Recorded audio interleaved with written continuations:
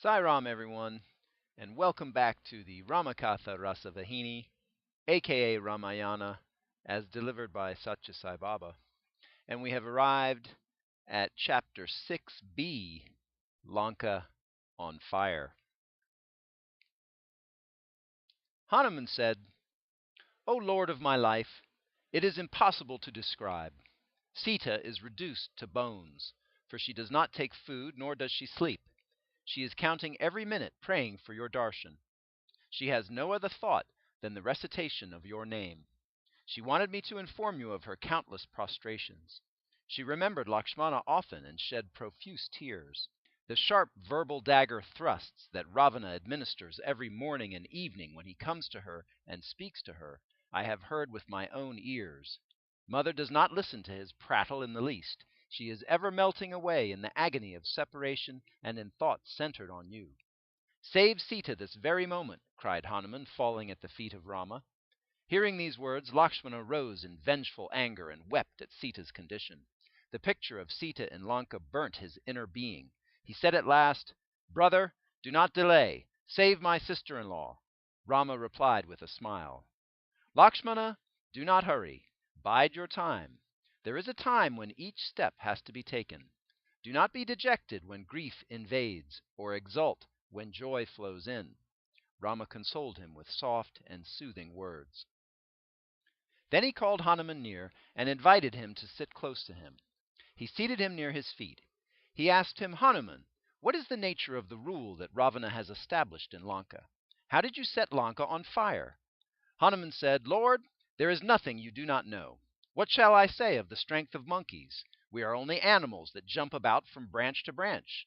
How can we jump from one shore of the sea to the other? How can we overpower the Rakshasas? How can we destroy the city of Lanka through fire? All these were due solely to your grace and glory. The strength and courage that your name confers helped us to achieve those things. I am absolutely unable by myself to do anything. The ring of yours that I had with me guarded me and guided me aright. Lord, seeing the ring and holding it in her hand, how happy was Mother! Is this a dream, or was it really sent by Rama to me? She wondered thus, doubted thus, and finally became firm in faith, Lord. Her grief, the extreme anguish of hers, they set Lanka to fire and destroyed it, not I. You chose me as an instrument, and you achieved these great tasks with me as a tool.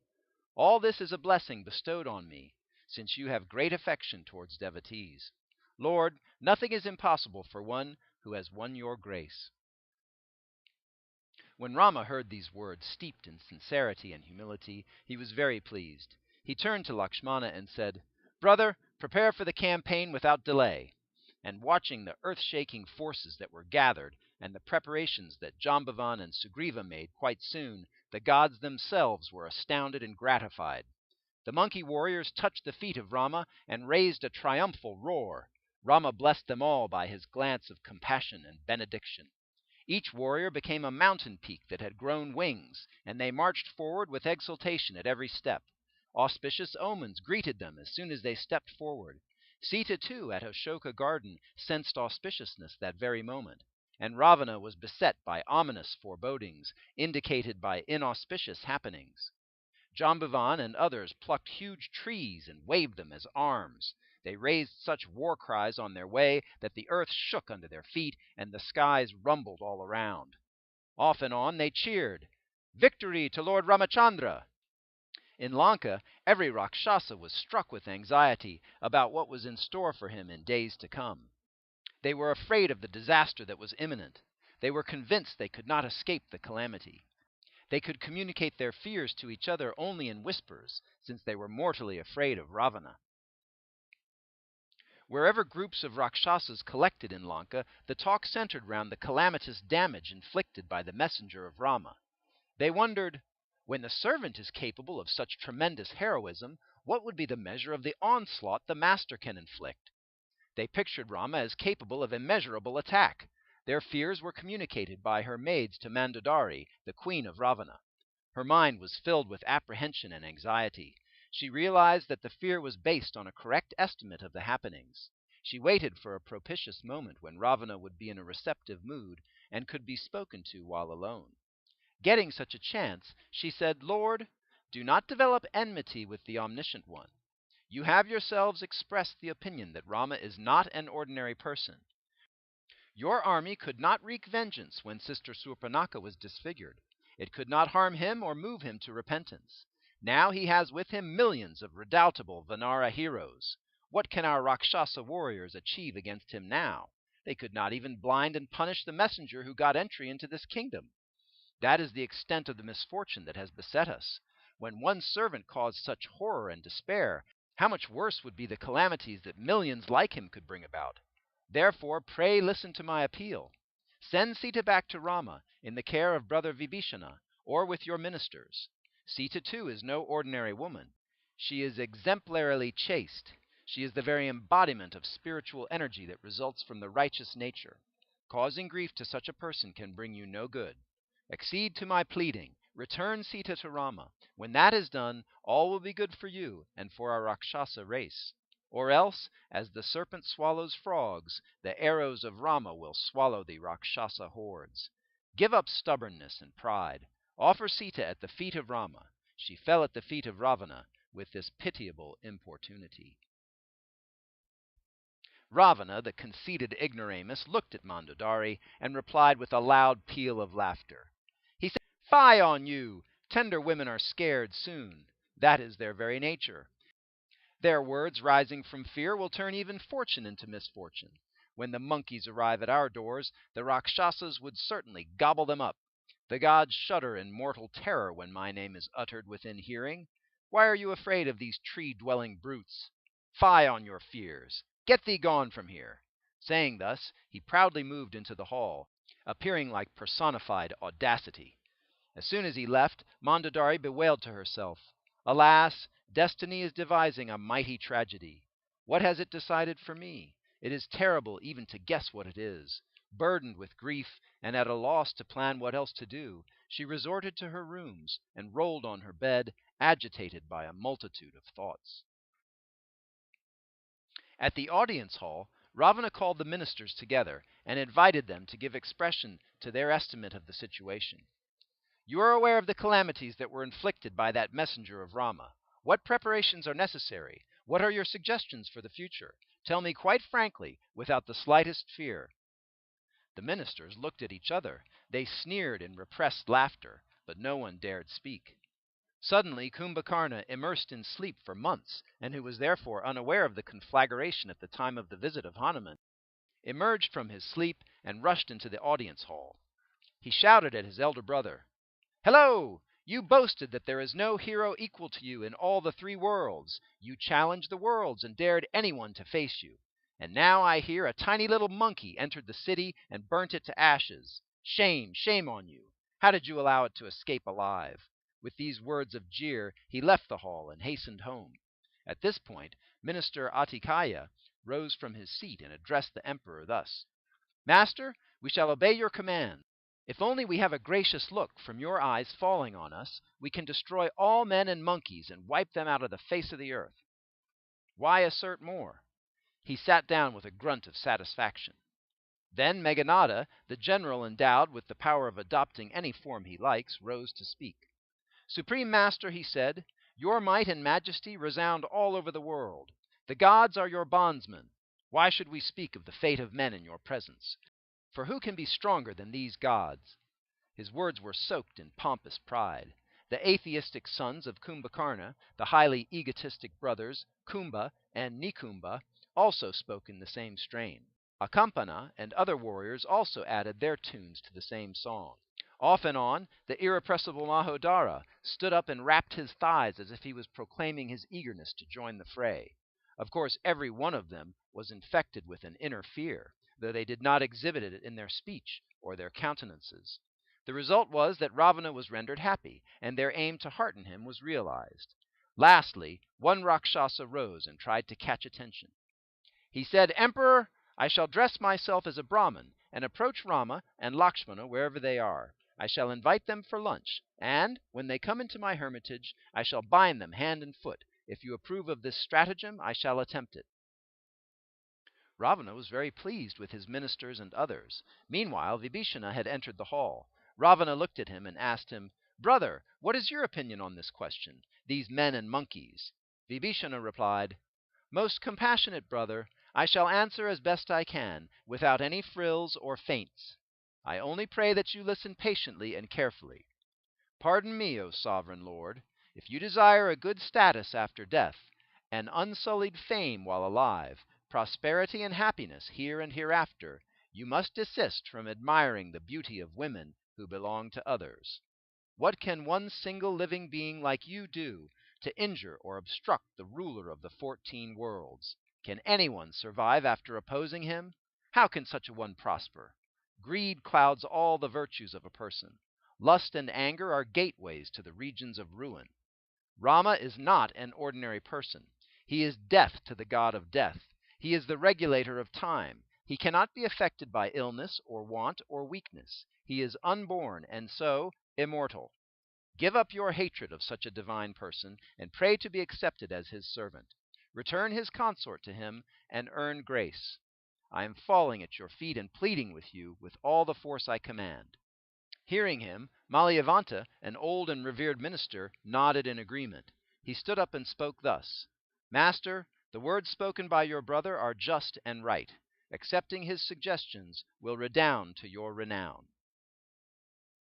But Ravana was greatly incensed at the advice given by them both. He reprimanded them hotly. He said, "You are both fools. Do you know what you have been doing so long? You are extolling my enemy. You are not fit to be present in this hall while this subject is being considered." He ordered that they be removed from the hall. At this, Malayavanta got down from his chair and hurried home. Vibhishana, too, offered his prostrations to his elder brother, and with folded palms he expostulated, "O king, the Vedas and Sastras declare that in every person's heart there resides the twin natures of goodness and wickedness. When goodness predominates and is given full authority, the person will possess joy, peace, and prosperity of all types. When wickedness predominates and is given full authority, the person will be attacked by all types of adversity. Now, the vile nature is overwhelming your virtuous nature. So you condemn as enemies those who offer good advice and try to promote your good. Sita is like the night of destruction for the Rakshasas, and you have no compassion towards her. That is the wicked trait in you. I am praying for this boon from you. Please agree to my request. Return Sita to Rama. I am sure that will endow you with all happiness and auspiciousness." At this, Ravana rose suddenly from his throne and exclaimed, "Fool! Death has drawn very near you. You could be alive till this moment only on account of my grace. Now you are counting my enemies as your benefactors.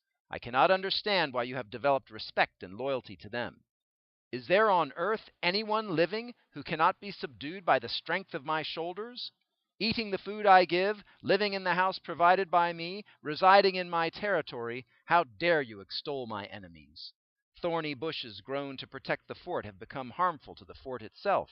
You have spread too much to be useful. Go to some hermitage and teach your lessons on morality and goodness." Thus saying, he pushed Vibhishana at his feet away from him with a kick.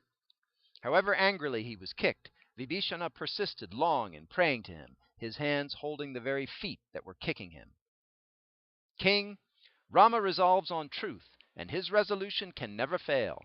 Your time is running out, so too the time of your followers. I'm going to take refuge with Rama. I have done my best to save you. I have nothing to repent for. I have not done any wrong." With these words he left the hall, reciting with every breath, "Rama, Rama." And breathless with joy and excitement, he crossed the sea and landed on the other shore. The Vanaras who noticed him took him to be a messenger from Ravana, and they reported the arrival to their ruler Sugriva. Vibhishana was prevented from entering the camp, and the information was conveyed to the Lord thus: "O Rama, the brother of Ravana has come to have your darshan." Rama asked Sugriva, who brought him the news, what he thought about the incident. Sugriva replied that it was difficult to understand the plans and purposes of Rakshasas, since they assume various forms as and when they like, and so are inexplicable. We do not know why he has come among us. I guess it is to open a wedge between me and Angada, the son of Vali. I believe it is advisable to bind him and keep him aside without delay. Rama replied, "Friend, your words are correct. You spoke in accordance with the injunctions of the sastras about defections. Yet listen to my vow. I may be opposed to your advice. My vow is to protect all those who surrender to me. Even if the person surrendering is our enemy, to make an exception in his case is wrong. I shall not give up any being that surrenders to me, even if it involves the sin of slaying 1 billion Brahmins.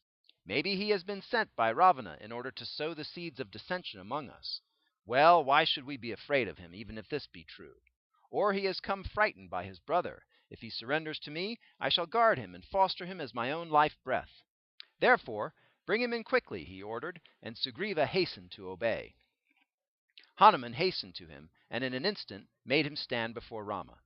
When his eyes fell on the lotus face of Rama, Vibhishana shed profuse tears of ecstasy. He could scarce stand erect. Lord, he gasped, and fell at the feet of Rama. Save me, I am your slave, he prayed. O protector of the gods, I took birth in the Rakshasa race. I am the younger brother of Ravana, who rules over the Rakshasas. My name is Vibhishana. My birth as a Rakshasa is the result of the vast quantity of sin I had accumulated. Dullness and ignorance have mastery over me. As the owl craves for night, I relish only darkness. You foster all those who surrender to you, yearning for your love and grace. I have none else to whom I can run for rescue. Rama saw him pleading so humbly and so earnestly for being taken into confidence and saved, and he was delighted. He drew him near and softly fondled him, patting his back in deep love. He spoke sweetly to him and said, My dear Vibhishana, do not worry. The very darshan you had of me has destroyed the Rakshasa nature in you. You are to me as close as Lakshmana and Sugriva. These words wiped away all fear from the heart of Vibhishana. Then Rama said, O ruler of Lanka, are all your followers and companions hale and hearty? How are you passing your days right in the midst of many million Rakshasas? How are you able to maintain your devotion and dedication to God in that environment? He also inquired of him various matters relating to his activities. At the end, Vibhishana said, O Lord of the Raghu dynasty, lust, anger, and the rest of that evil brood will infest the heart until the moment you enter it, with the bow and arrow in your hand. When your nature and your loveliness are known, they flee from the mind. Attachments and hatreds infest the dark hearts that know not the light of wisdom. Lord, I have earned the fruition of dearest dreams when I could cast my eyes on your lotus feet and touch them with my hands and head. My fear and sorrow have been destroyed. I have not done a single good deed any day, but yet you embraced me. Oh, how great is my good fortune! From Vibhishana's eyes, tears flowed in streams. They were tears of joy and gratitude. Rama intercepted his words and said, Vibhishana, you possess all desirable excellences, or else you would not have earned this darshan, this chance to touch me and contact me, and this opportunity to converse with me. At this, Vibhishana was thrilled with unbounded joy. He fell at the lotus feet of Rama again and again. Rama told him, Go, have a bath in the sacred waters of the sea, and come soon. Accordingly, Vibhishana left for the seashore. Rama asked Hanuman to bring from the sea a pot of the sacred water. When Vibhishana prostrated at the feet of Rama after the bath, Rama took a handful of the water from the pot that Hanuman had brought, and sprinkling the drops on Vibhishana's head, he declared, I am making you by this right the ruler of the kingdom of Lanka. Vibhishana rose and said, O Lord, why do I need a kingdom? I am content if I secure a place by the side of these lotus feet. But Rama said, No, you cannot escape this duty. Vibhishana replied, I bow my head to the command I received from you. He folded his hands in prayerful humility. The Vanaras stood all around, struck by the compassion and grace that Rama bestowed on the person who surrendered his all at his lotus feet. Their hearts were filled with bliss. Rama saw the generals of Vanara Hordes and spoke to them. Leaders, take this Vibhishana with you. Do not consider him as someone apart. Regard him as your comrade. He is my own. These endearing words greatly heartened Vibhishana. Soon they moved towards the seashore.